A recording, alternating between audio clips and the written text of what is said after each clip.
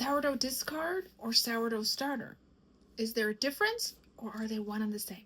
We're going to dive in to talk about it. If you are just beginning on your sourdough journey, you may be wondering what sourdough discard even is. I do not like the term discard because it makes you think that you have to throw it away.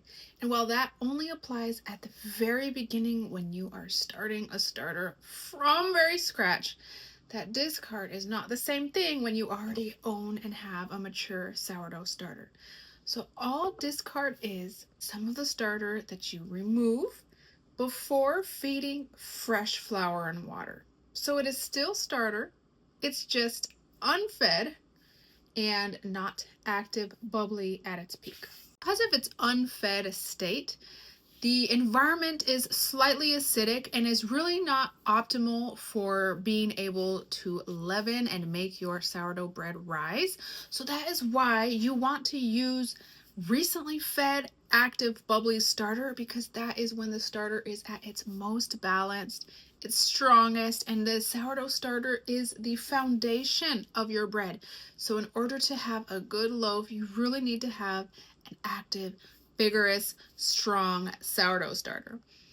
Now you may have heard of discard recipes that you can use your discard, and what you will notice in those recipes, they call for something else as your leavening agent, like baking soda, baking powder, or even some little bit of activated dehydrated yeast.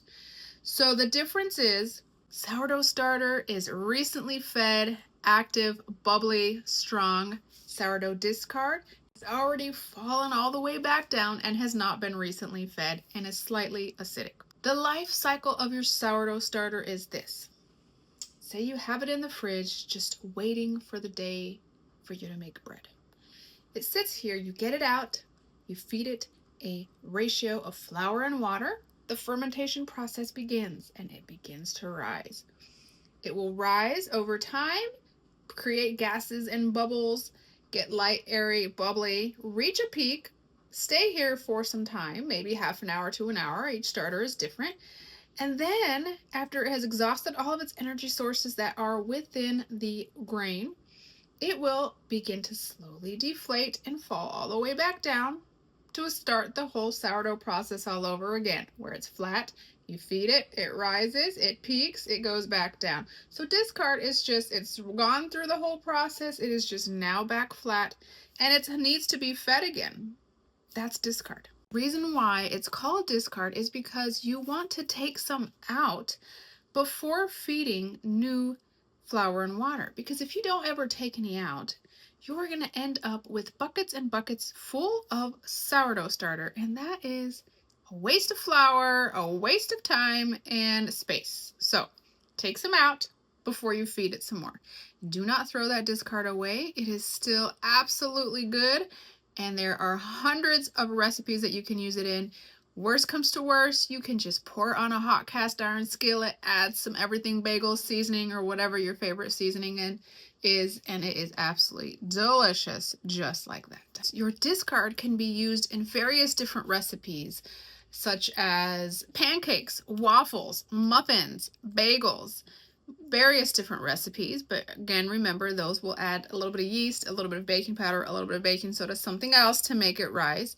And at that point, you are using the discard for flavor and not as a leavening agent to make your product rise. So there are still gut-friendly, active wild yeast and bacteria in there, so it is gut healthy, but you are just not going to use it to make your product rise. So you get the flavor, you get the gut health benefits from using the discard, but you're just not letting it leaven your breads. Can sourdough discard be stored for later use? Great question.